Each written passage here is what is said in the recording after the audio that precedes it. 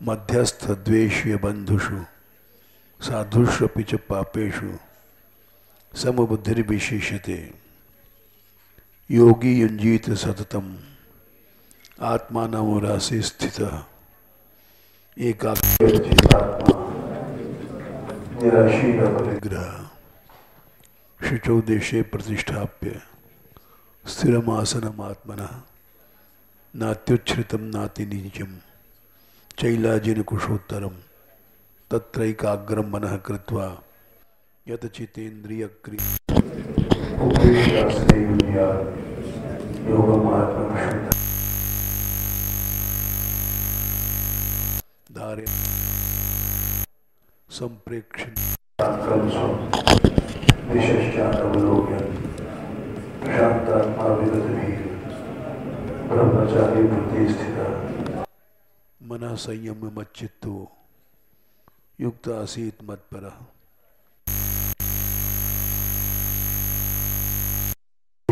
मानसः शांति निर्माण धर्मा मत्संस्थामधिगच्छति नात्यश्नतस्तु योगोस्ति नैचैकान्तमनश्नुतः न चाति स्वप्नशीलस्य जागृतो नैवचार्जुन युक्ताहारविहारस्य युक्तचेष्टस्य कर्मसु युक्तस्वप्नावबोधस्य योगो भवति दुःखात् यदा विनीतं चित्तम् आत्मन्येवावतिष्ठते निष्क्रियः सर्वकामेभ्यो युक्त इत्युच्यते तदा यथा दीपो दिवातस्थो एकदेशोपमास्कृतः योगनो यतचित्तस्य युञ्जतो योगमात्मनः यत्रोपरमते चित्तं निर्दम योग सेव्या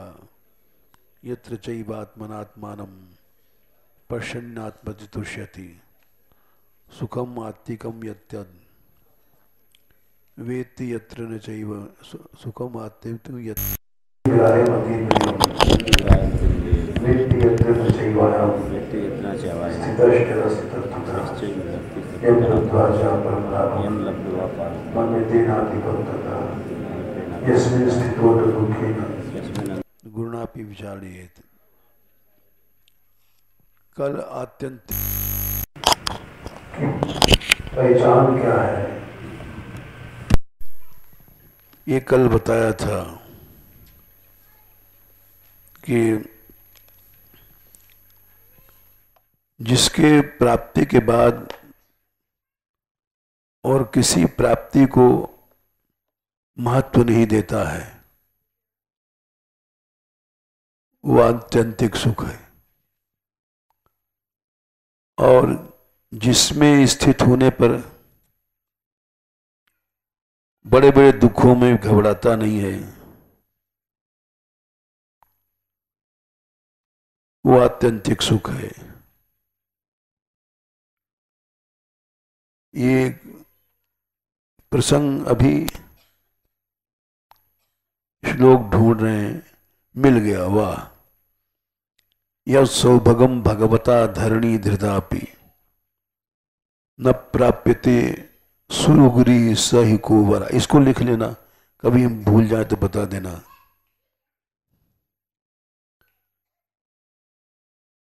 लो न यत सौभगम भगवता धरणी धृतापि न प्राप्यते गुरु सुरुगिरी सही कोवरा का।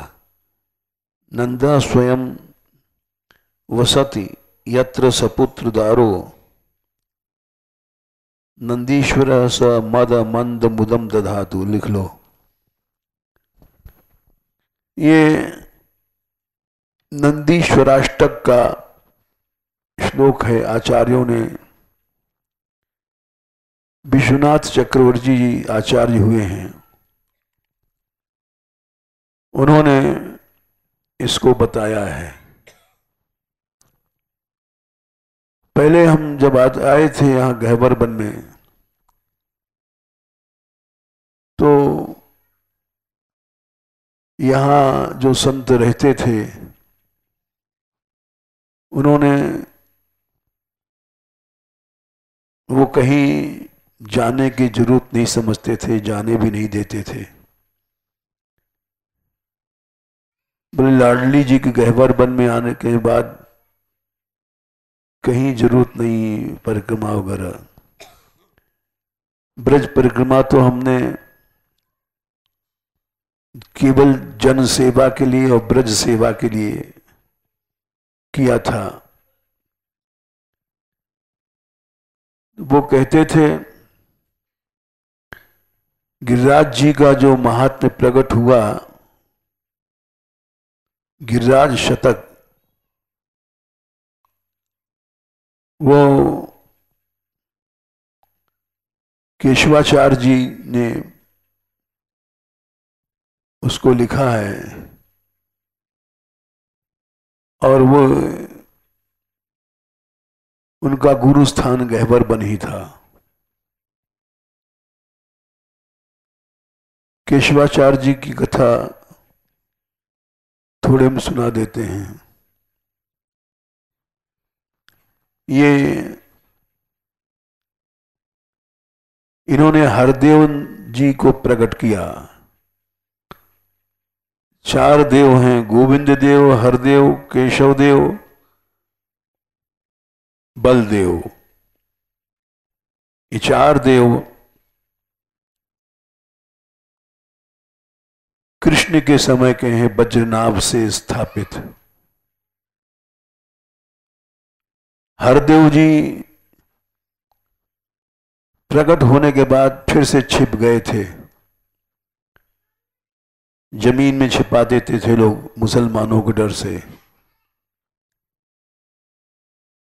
हरदेव जी को पुनः प्रकट किया केशवाचार्य जी ने। सारा इतिहास थोड़े में बता रहे हैं। गोविंद देव जी दूसरे देव हैं जिनको प्रकट किया रूप जी ने, गोमय टीला वृंदावन से, उनको और वृंदा देवी जी को।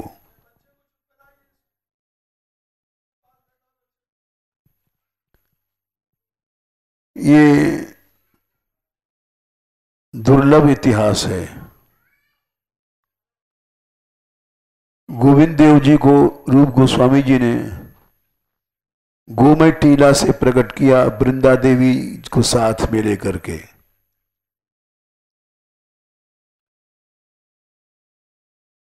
और देव दाऊ जी, बलदेव जी, उनको भी उनके आचार्य हुए हैं कल्याण जी, उन्होंने प्रकट किया था।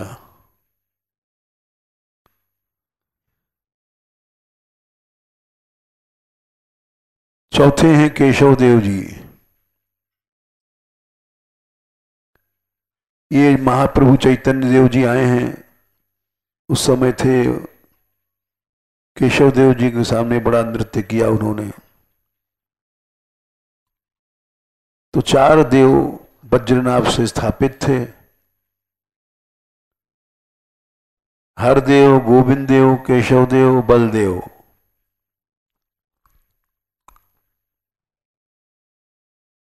तो इसमें केशवाचार्य जी ने, इनकी कथा यूं है कि घर से चले थे।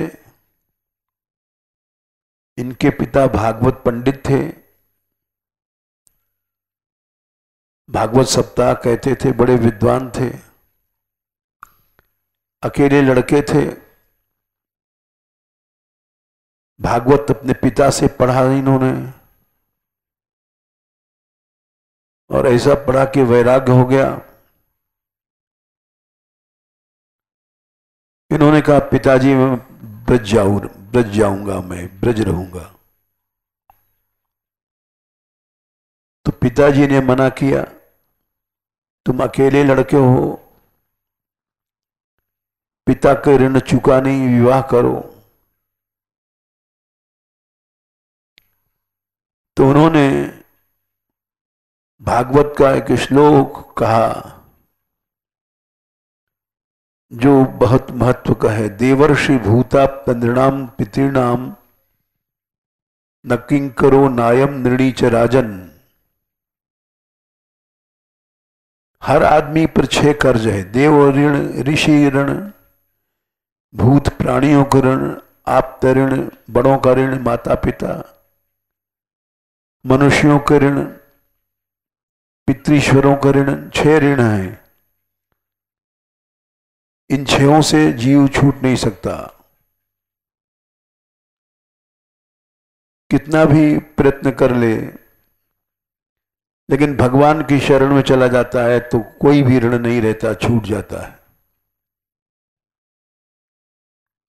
तो इसलिए अपने पिता से कहा कि आपका ऋण तो भगवान की शरण में जाने से छूटेगा। तो चुप हो गए पिता, कि उत्तर सही था। उन्होंने कहा, पुत्र तुमने बात तो ठीक कही, जो हम काट नहीं सकते। ये वहां से चल पड़े और सीधे गहवर वन में आए। उस समय ज्ञान देव जी या ज्ञानदास नाम के गुरु थे इनके। उन्होंने इनको दीक्षा दिया और ये कहा कि तुम, जंगल था गिरिराज जी उस समय, 500-600 साल पुरानी बात है। तुम साधन यही करो। बोला, हम इन नेत्रों से श्री कृष्ण को देखना चाहते हैं। तो उन्होंने कहा, तुम गिरिराज जी चले जाओ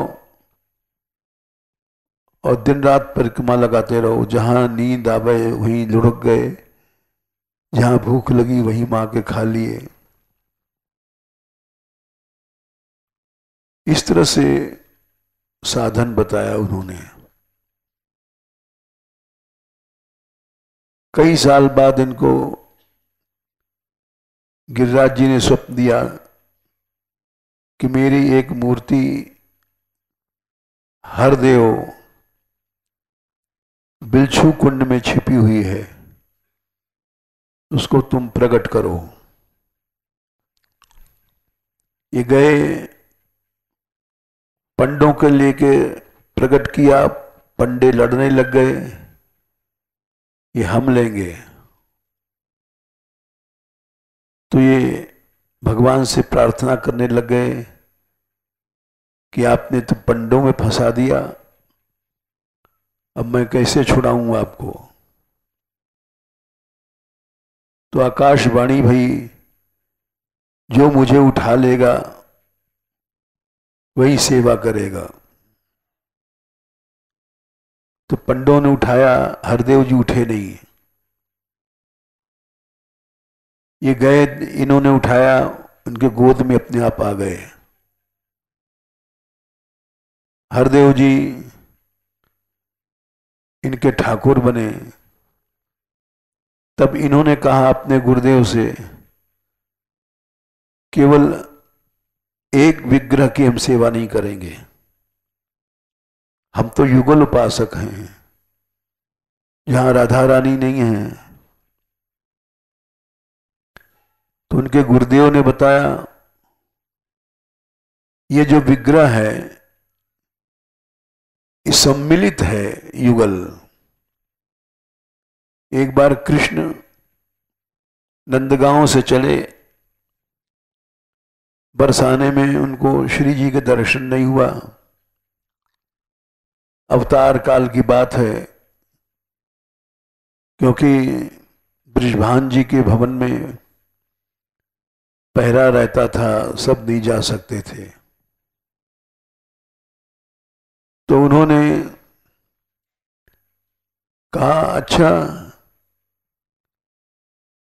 तुम लोग हमको राधा रानी के दर्शन से रोकते हो। ब्रजवासियों से, बरसाने वालों से कहा,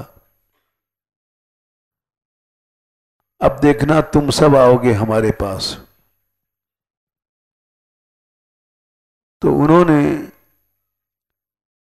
केशवाचार्य जी ने इस लीला को लिखा था गिरिराज शतक में। उन्होंने इंद्र के अंदर मोह उत्पन्न किया और इंद्र ने पानी वर्षा किया प्रलय की,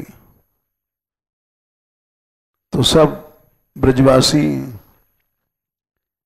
कृष्ण कृष्ण महाभाग त्वन्नाथम गोकुलम प्रभो त्रातुम रहस देवान्न कुपिता भक्त वत्सल, ये भागवत का श्लोक है। ऐसा चिल्लाते हुए आए,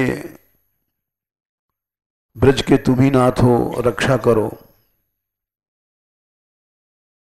तब श्री कृष्ण ने कहा इत्युक्ते केन हस्तेन कृत्वा गोवर्धनाचलम दधार लीलिया कृष्णश्छत्रा कमिव बालकः। गिरिराज जी को उखाड़ के जैसे छतरी छोटी सी बच्चा हाथ में उठाता है, उठा लिया और बोले यथोपजुषम विशत गिरगर्तम सगोधना।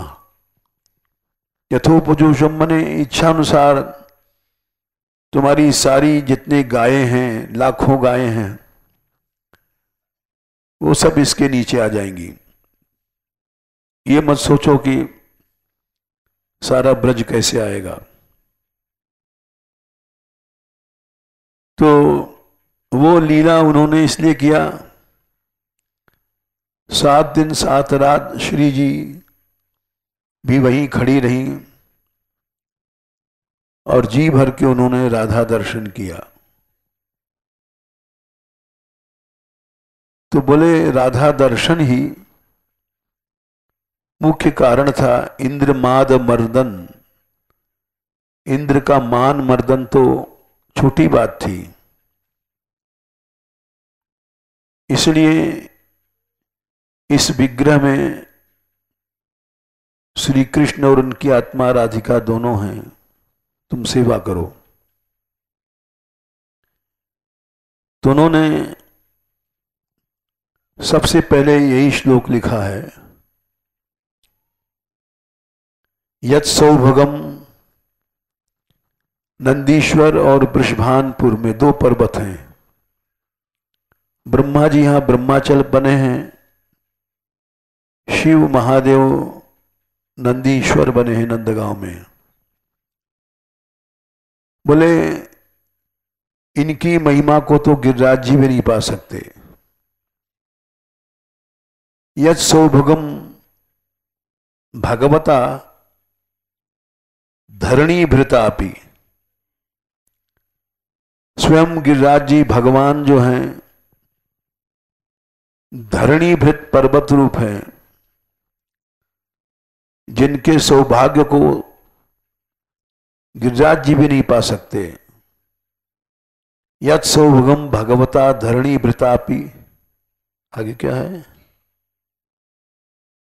न प्राप्यते, गिरिराज जी भी नहीं पा सकते। सुरगिरी सही कुवराकः, फिर और सुमेर आदि पर्वत हिमालय आदि तो इनकी तो बातें क्या है। समस्त पर्वतों का राजा गिरिराज भी इनकी महिमा नहीं पा सकते। बोले क्यों? वहां तो 7 दिन के लिए इंद्र ने कोप किया, तब सब ब्रजवासी गए, या नंदलाला और राधा रानी। यहां तो नंदा स्वयं वसती, यहां तो नंदीश्वर पे या ब्रह्माचल पे स्वयं वृषभान जी, नंदीश्वर स्वयं वसती सपुत्र दारो। दारा माने उनकी यशोदा जी के साथ, दाऊ के साथ निरंतर रहते हैं। तो नंदीश्वर स मद अमंद मुदम दधातु, अनंत हमको मुद मने भगवत आनंद दान करे। लो ये हमने इसलिए सुनाया कि अभी किसी ने बताया कि हम लोग जा रहे थे गिरिराज जी, तो नृसिंह दास ने रोक दिया कि आज सेवा की ज्यादा जरूरत है। तो हमने कहा ठीक किया उन्होंने, वैसे तो यहां रहने वालों को जाना की जरूरत ही नहीं है। ये आचार्यों का प्रमाण हमने इसीलिए दिया। पहले हम जब आए थे तो ब्रजवासी लोग यहाँ कहते थे गिरिराज जी की 11 परिक्रमा और एक गह्वर बन की, क्योंकि साक्षात राधा रानी ने स्वयं बनाया है। इसका प्रमाण भी यत्र गह्वर कम नाम वरम द्वंद्व मनोहरम नित्य के विलासेन निर्मितम राधया स्वयं। स्वयं राधा रानी ने इस वैन को बनाया है, तो 11 परिक्रमा के बराबर है। लेकिन पढ़ते ही पढ़ते थे प्रमाण। हम लोग किताबी कीड़े हैं, बिना प्रमाण के बात जमती नहीं है। फिर ये प्रमाण मिला विश्वनाथ चक्रवर्ती जी का, गौड़ेश्वर संप्रदाय के प्रसिद्ध आचार्य हैं। तो इसलिए जब से हम भी नहीं गए, यहां से छोड़ करके परिक्रमा आदि कहीं भी नहीं गए, वृंदावन तक नहीं गए, गिरिराज जी भी नहीं गए। और ये जो परिक्रमा 84 को उसकी शुरू किया है हमने, ये केवल जन सेवा के लिए, ब्रजवासियों की सेवा के लिए, या ऐसे लोग जो गरीब हैं, पैसा नहीं खर्च कर सकते हैं, उनके लिए निःशुल्क सेवा का लक्ष्य यही था कि जिनके पास पैसा नहीं है वो एक पैसा खर्च मत करें, न भोजन में, न तंबू में, न खाने न पीने में, और यात्राओं में अपना खर्च करने के बाद भी दाल चावल आटा खरीदना पड़ता है, बनाना पड़ता है। हमने सोचा था कि ऐसी परिक्रमा होनी चाहिए कि न भोजन की चिंता, न रहने की चिंता, कोई भी चिंता, न खर्च का न पानी का, केवल भगवान नाम लो। और केवल इसी पवित्र संकल्प के कारण वो यात्रा सबसे आगे चली गई। जो यात्राएं कई 100 साल से चल रही हैं, आचार्यों से शुरू की गई हैं, उनसे भी ज्यादा प्रसिद्धि और रस और सफलता इस मान मंदिर की यात्रा में हुआ, क्योंकि उसका कारण था संकल्प की पवित्रता। जैसे कल हमने सुनाया था 5 साल में गौशाला इतनी ज्यादा क्यों बढ़ गई, विश्व की सबसे प्रसिद्ध उसका कारण था। वो हमने घटना सुनाया था कि कैसे गाय के आशीर्वाद से प्राण बचे, 3 बार फांसी सब बेकार गई।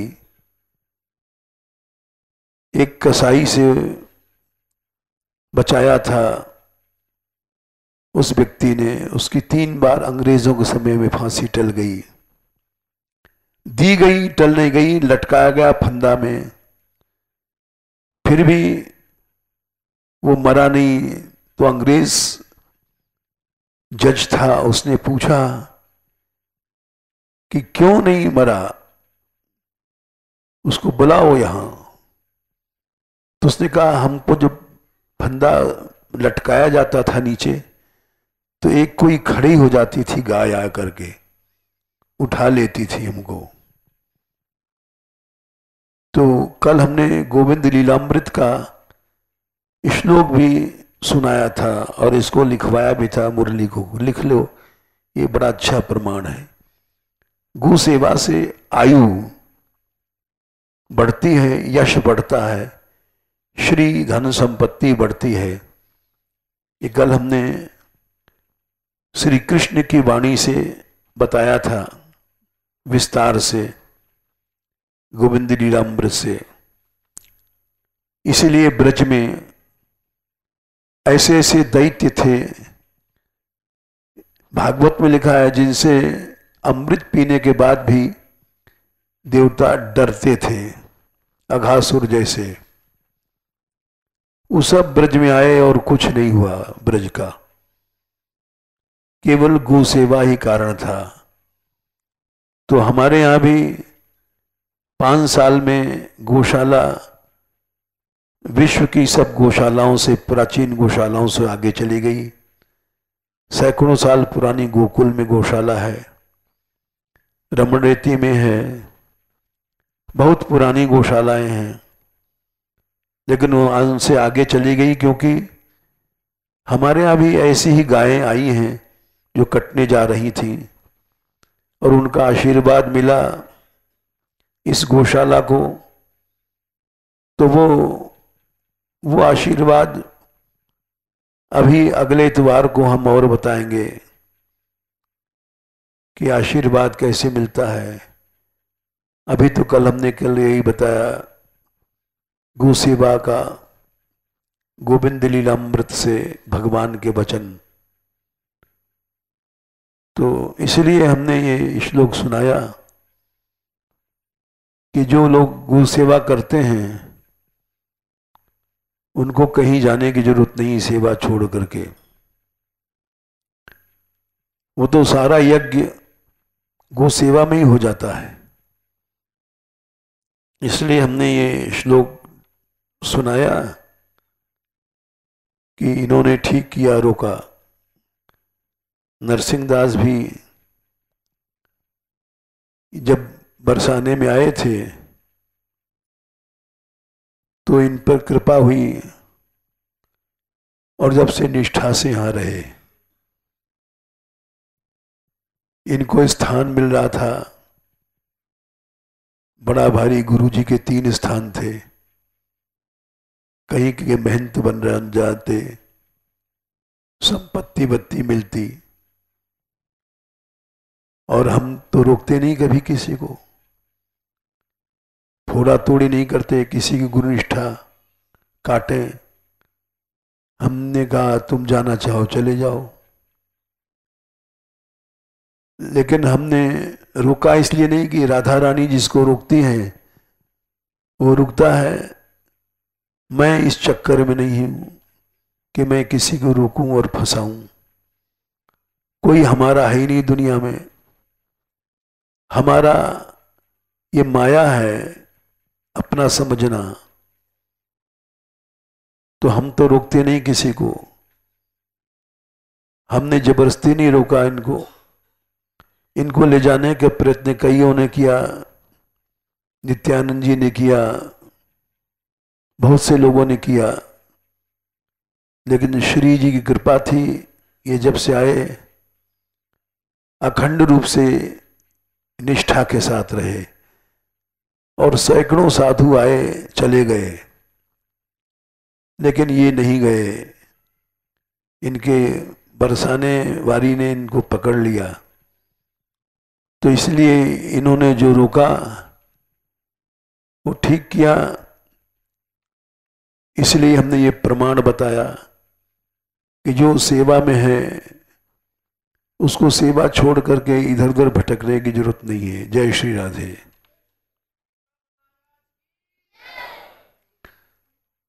राधे।